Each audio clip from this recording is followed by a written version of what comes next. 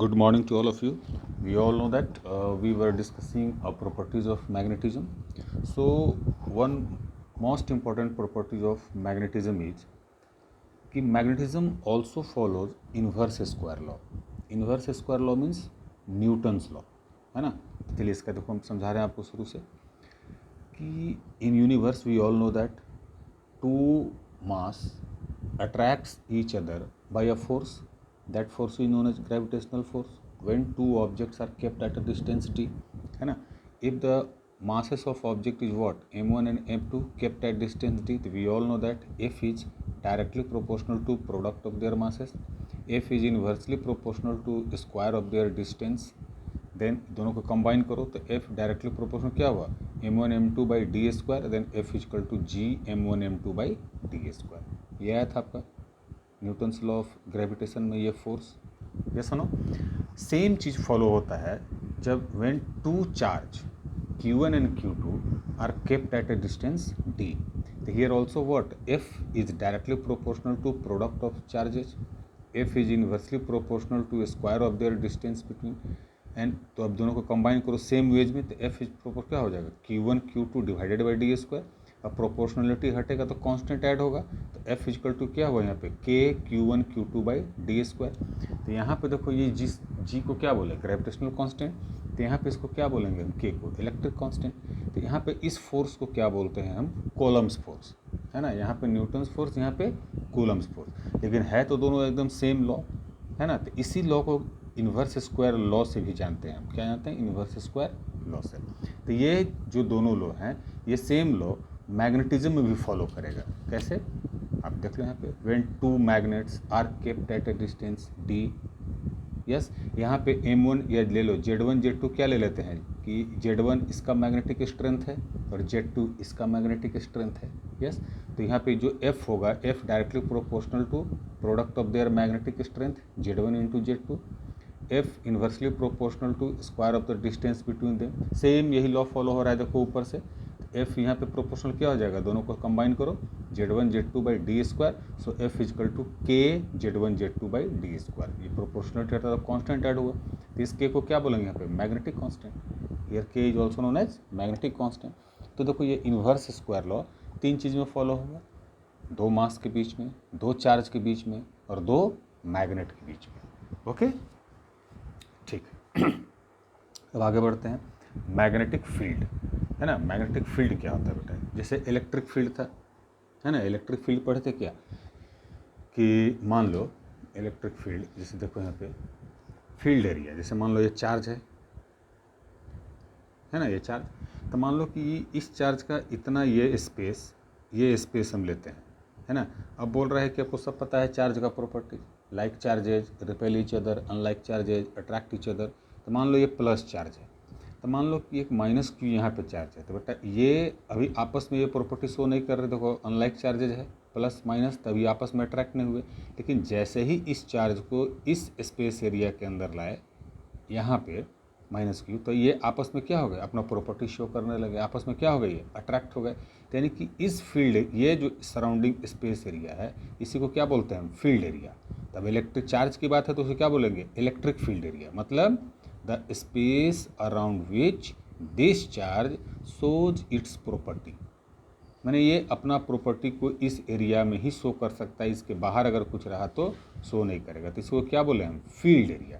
तो सेम चीज़ मैग्नेट में भी होता है, मैग्नेटिज्म में, है ना. जैसे देखिए यहाँ पे ये क्या है मेरा मैग्नेट. अभी इसका देखो ये एरिया ले लिए, ये सुनो. अब मान लो कि यहाँ पे हम कोई चीज़ रखते हैं मैग्नेटिक मटेरियल यहाँ पे, तो एरिया तो इसका इतना ही है. तो हो सकता है कि ये स्पेस एरिया के इसके बाहर है तो ये इसका अपना जो इसका जो प्रॉपर्टी है ये इस पर नहीं शो कर पाएगा. लेकिन जैसे ही इस मैग्नेटिक मटेरियल को यहाँ से उठाकर यहाँ पे ले आए तो देख रहे हैं क्या हो रहा है, ये मैग्नेट अब अपना प्रॉपर्टी इस पर शो करने लगा. तो इस एरिया को क्या बोल देंगे हम, स्पेस एरिया, फील्ड एरिया या magnetic space area, magnetic field area. That means the space around which this magnet, bar magnet, shows its property. So this area is known as magnetic field area. Clear? Yes or no? चलो अब इसमें देखो दो चीज़ें important है ना. जैसे suppose करो एक एक्सपेरिमेंट दिखा रहे हैं आपको, ये एक कंडक्टर है, भी क्लास में आपको बता चुके हैं। मान लो इसमें करंट फ्लो हो रहा है, ठीक है।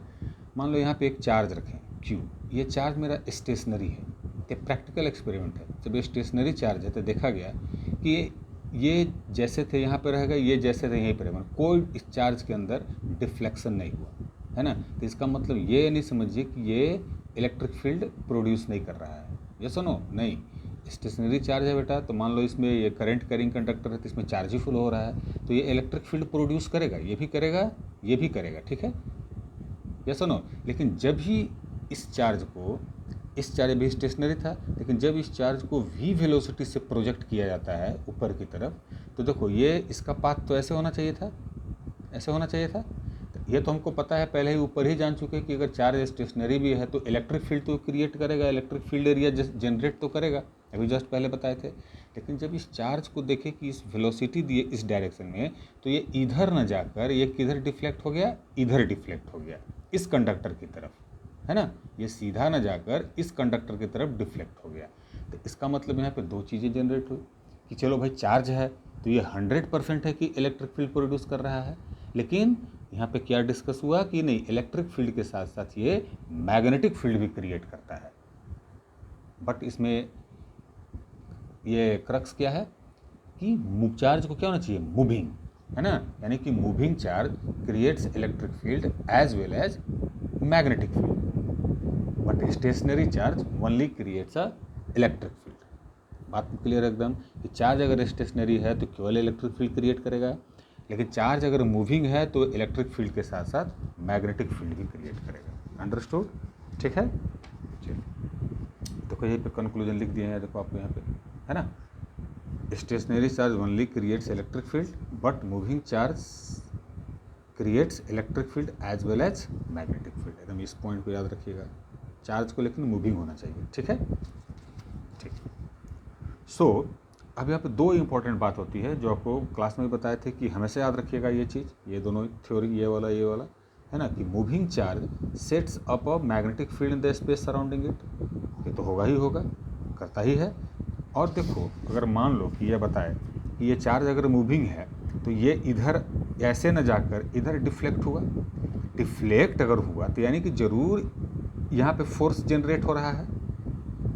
पहले तो ये मूविंग चार्ज है तो मैग्नेटिक फील्ड क्रिएट किया, ये भी अपना मैग्नेटिक फील्ड क्रिएट कर, यहाँ भी चार्ज मूव कर रहा है, लेकिन ये इधर न जाकर इधर डिफ्लेक्ट हुआ एक्सपेरिमेंट में, तो यानी कि क्या जनरेट हो रहा है, फोर्स। बिना फोर्स का कोई कैसे अपने तरफ डिफ्लेक्ट हो जाएगा, या इधर इस ऐसे न जाकर इधर है, यानी कि 100% इस डायरेक्शन में क्या लग रहा है, फोर्स लग रहा है। क्लियर। तो ये दो चीज़ इंपॉर्टेंट है बस, कि moving charge sets up a magnetic field in the space surrounding it, इसमें कोई बहस नहीं होनी चाहिए। और दिस मैग्नेटिक फील्ड जो क्रिएट हुआ exerts a force on moving charge, है ना, चार्ज पर फोर्स लगा तभी तो चार्ज उधर डिफ्लेक्ट हुआ, ये सुनो, यस। अब इसी चीज़ को कि moving charge sets up a magnetic field in the space surrounding it, इसका एक एक्सपेरिमेंट है, आपको बताए थे, shows with experiment how current carrying conductor produces magnetic field. Magnetic field create कर रहा है current carrying conductor, current carrying conductor मतलब चार्ज मूव कर रहा है, वो मैग्नेटिक फील्ड कैसे क्रिएट कर रहा है ना। तो इसका एक्सपेरिमेंट है, एनसीईआरटी में दिया हुआ है, उसका नाम क्या था, ओरस्टेड एक्सपेरिमेंट, क्लास में आपको डिस्कस किए थे, ठीक है। उसको आप लिखिएगा तब आपको पता चलेगा कि moving charge sets up a magnetic field in the space surrounding it. Okay, ये बता चुके हैं इसीलिए अभी इसको छोड़ रहे हैं, है ना। अच्छा एक बात और भी है कि टर्म 1 में बेटा मैग्नेटिज्म नहीं आ रही है, ओके, तो हम लोग जहाँ तक पढ़े हैं वहीं तक इसको स्टॉप कर देंगे, है ना। उसके बाद अब नेक्स्ट क्लास से क्या स्टार्ट होगा, लाइट स्टार्ट करेंगे, ओके। चलो।